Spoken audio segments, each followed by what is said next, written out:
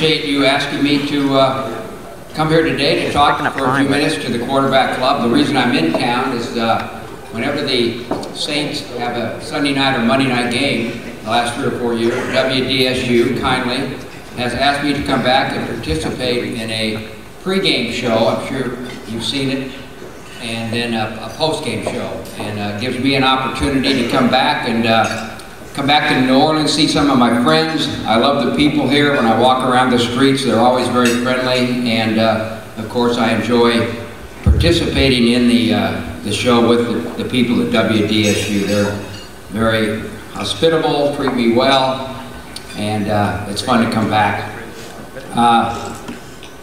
You Saints fans probably know more about the team than I do, but I'm going to talk just for a couple minutes, maybe give you an opinion or two of the team. I coach with the Colts. I head coach of the Colts and the Saints. I was an assistant coach with the Patriots. I was an assistant coach with the Seahawks.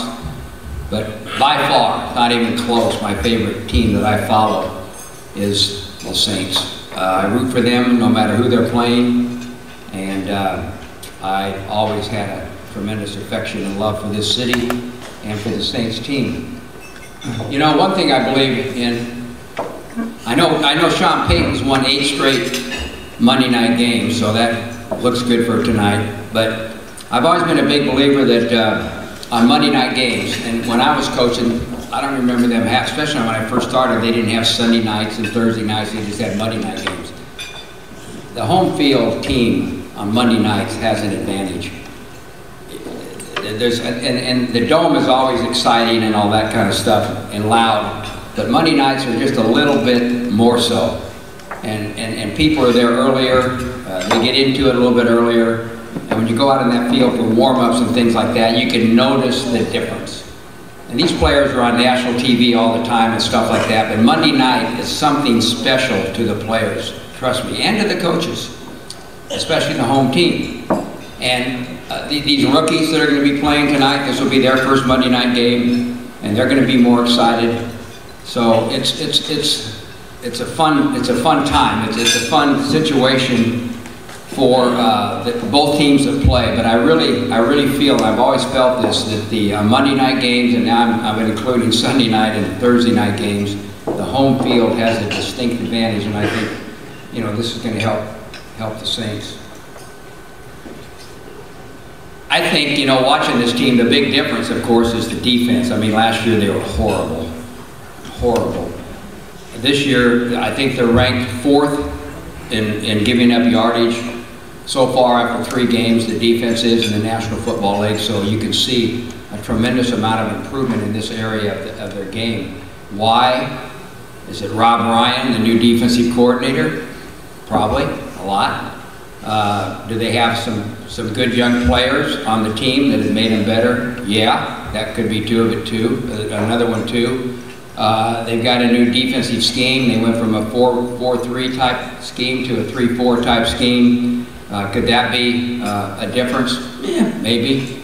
I've always been a believer that it's the guys playing the scheme more than the scheme that makes the difference. And I think if you watch the game tonight, you're going to watch the Saints defense in a lot more configurations than just the 3-4 defense.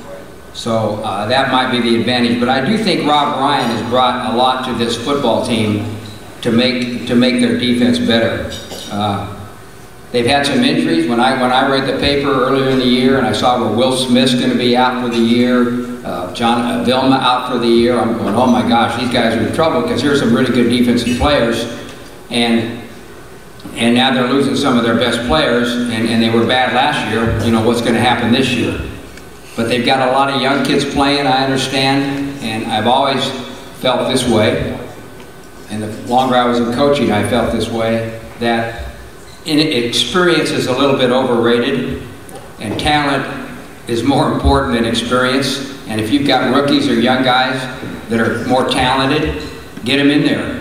Don't worry about experience. And I think this might be part of the thing with the Saints this year. I think Sean Payton kind of holds with that philosophy. He's got young guys in there, he's got free agents in there, but get those talented guys in there that can make plays for you. So I think this has been a big plus for the Saints this year. You know, they talk about that the Saints need a better running game. They need to run the football better. Well, you Saints fans, they probably won't, okay? They probably won't. If they haven't already, they're not going to, trust me. Right, coaches? Okay. I'll tell you that, and the main reason is this. The main reason, there are some reasons, but here's the reason. They don't have anything special at running back, in my opinion, okay? They went out and drafted Mark Ingram in the first round a couple years ago. I don't think he's anything special. He's a first-round draft pick. First-round draft picks are supposed to be special. I've watched him. I don't think he's special at this level. He's a good, solid running back. That's one. The other kid, Pierre Thomas, is a solid NFL running back. Nothing special. The only special guy they got a running back, they can't use him all the time, is Darren Sproles. I've been a big Darren Sproles fan his whole NFL career when he was with the Chargers. This guy's something special, but he's not the guy you can give the ball to 20, 25 times a game and expect him to hold up over the course of the season. But those other two guys they're guys. Trust me. I mean, they should be in the NFL. They should be playing for an NFL team. Don't get me wrong. But they're not going to make anything special happen when they got the ball in their hands, all right? Would it be better for the Saints if they had a better running game? Sure. You know, you'd like to be more balanced and put a little pressure on the defense. But I just don't think it's ever going to happen. And do they need it to happen to be successful? Not necessarily. You know, when you've got a guy like Breeze and you've got the receivers they've got and the people around a quarterback like him and good offensive coaches that know what they're doing, which they do really good, then you're going to move the ball and you're going to score points. And yeah, I know they like to be able to run the ball better, but I just don't think they're ever going to be able to. And to me, that's the reason why. I think the Saints are going to win tonight. I give them the home field advantage, a Monday night home field advantage. I think they're a better team. You know, the Dolphins are 3-0 also. They've also not, this is an important statistic, the most important statistic is whether you win or lose, but they've been outgained in all 3 of their games that they've won. I think they lead the league in giving up the most sacks over 3 weeks with 14. This doesn't bode well for them. I think the Saints are a better team, just overall, better players, better the whole thing. And being at home on Monday night, I think they're going to win the game. And I don't think it's going to be that close. It might be close for a while, but in my opinion, I don't think it's going to be that close. That's all I got to say about the Saints. If you have some questions, I would be more than happy to answer them. Kenny, where are you raising your hand? You got a question? No, raise your hand.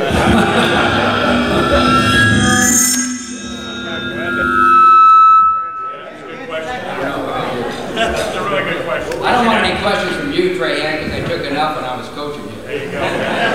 Wow. Okay. Where's your son coaching now? Pardon? Where's your son coaching now? He's the head coach at UCLA. Oh, okay. Second year. Okay. That's right. Coach, do you think the Saints have a shot at the playoffs? Do I think what? The Saints have a shot at the playoffs. I know what you want me to say. I'm not.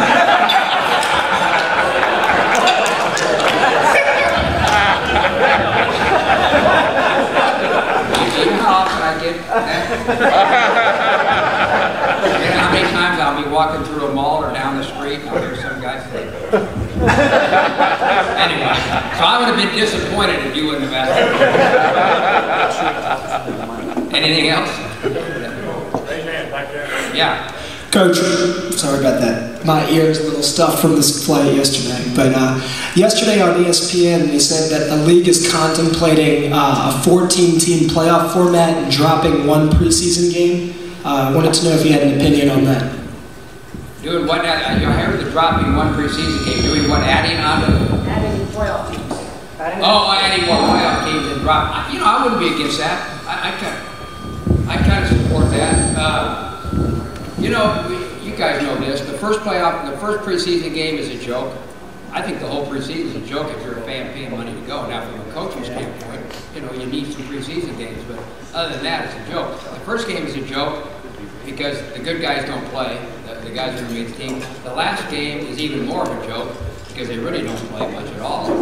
And the only 2 games that are really worth watching, if you're interested in the team and all, it's the second, third game. But you do need, you know, it does help to have a couple of games where you can evaluate your young guys and stuff like that. So yeah, I think that might not be a bad change. Although I'm not big on getting a lot of teams in the playoffs. I don't know. I just think you need to keep that special, where it's hard to get to the playoffs and not open it up to a lot of teams. So I don't know about that one, but that's kind of how I feel about those two things. Does that answer your question? Yeah. Coach, talk about Sam Mills. Do you think he belongs in the Hall of Fame? And I've heard you speak about him as possibly your favorite player. So if you talk about Sam Mills. Sam Mills is the best player I've ever coached. And I had him for 3 years in the USFL and about 9 years here with the Saints. Because Sam, first of all, you know, people think Sam was an overachiever because he was short in stature, not very big. Sam did not overachieve. Sam was a guy that played up to his ability, and he was a talented guy.